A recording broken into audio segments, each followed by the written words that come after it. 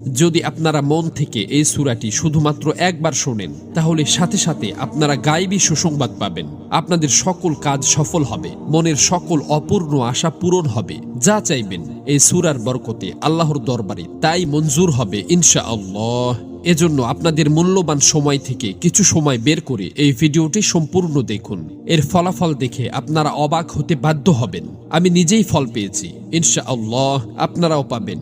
সূরাটি শুধু আপনাদেরকে মনোযোগ দিয়ে শুনতে হবে, কষ্ট করে পড়তে হবে না। প্রিয় বন্ধুরা, আপনারা অনেকেই পেরেশানিতে আছেন, অনেক সমস্যায় আছেন। আপনার জীবনে অনেক মুসিবত চলছে, কোনো কাজই আপনার ইচ্ছানুযায়ী হচ্ছে না, আপনাদের কোনো দোয়ায় কবুল হচ্ছে না, বরং অবস্থা আরো খারাপের দিকে যাচ্ছে। হতাশ হবেন না। আপনারা যদি এই সকল পেরেশানি থেকে মুক্তি পেতে চান, তাহলে আজকে বিশ্বাস করে কোরআনের অত্যন্ত পাওয়ারফুল সূরার এই তেলাওয়াতটি একবার সম্পূর্ণ শুনুন। এই সূরার মাধ্যমে আপনাদের অসম্ভব কাজও সম্ভব হয়ে যাবে ইনশাআল্লাহ। যে ব্যক্তি যে উদ্দেশ্য নিয়ে এই সূরাটি শুনবে, আল্লাহ তাআলা সাথে সাথে তার সেই উদ্দেশ্য কবুল করে নেবেন। আলহামদুলিল্লাহ, এই সূরাটি দিয়ে লক্ষ লক্ষ মানুষ উপকৃত হয়েছেন, তাদের কাজ সফল হয়ে গেছে। তবে এই সূরাটি শোনার কিছু শর্ত রয়েছে। প্রথম শর্ত হলো, সূরাটি শোনার আগে যে কোনো দরুদ শরীফ 3 বার পড়বেন। আপনারা চাইলে সাল্লাল্লাহু আলাইহি ওয়াসাল্লাম এই ছোট দরুদটিও পড়তে পারেন। দ্বিতীয় শর্ত হলো, সূরাটি শোনার সময় আপনারা আপনাদের আশা আকাঙ্ক্ষাগুলো অন্তরে রাখবেন। এরপর সূরাটি প্রথম থেকে শেষ পর্যন্ত শুনতে হবে। কোনোভাবে সূরাটি অসম্পূর্ণ রেখে যাবেন না। যদি অসম্পূর্ণ রেখে যান, তাহলে আপনাদের কোনো কাজই সফল হবে না। এজন্য সূরাটি মনোযোগ দিয়ে প্রথম থেকে শেষ পর্যন্ত শুনুন।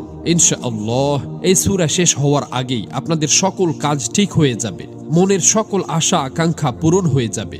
বিশ্বাস না হলে একবার শুনেই দেখুন, নিজের চোখেই বিশ্বাস করতে পারবেন না।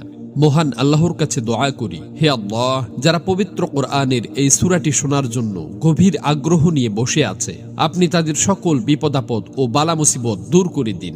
তাদের অন্তরে লালিত স্বপ্ন ও অপূর্ণ আশা আকাঙ্ক্ষাগুলো গায়েব থেকে পূরণ করে দিন, আমিন। কমেন্ট বক্সে আপনিও আমিন লিখে দোয়াতে শরীক থাকুন, কেননা কে জানে যে কার দোয়া কখন কবুল হয়ে যায়। তো চলুন সূরাটি শুনে নেওয়া যাক। أعوذ بالله من الشيطان الرجيم. بسم الله الرحمن الرحيم. سورة أنزلناها وفرضناها وأنزلنا فيها آيات بينات لعلكم تذكرون. الزانية والزاني فاجلدوا كل واحد منهما 100 جلدة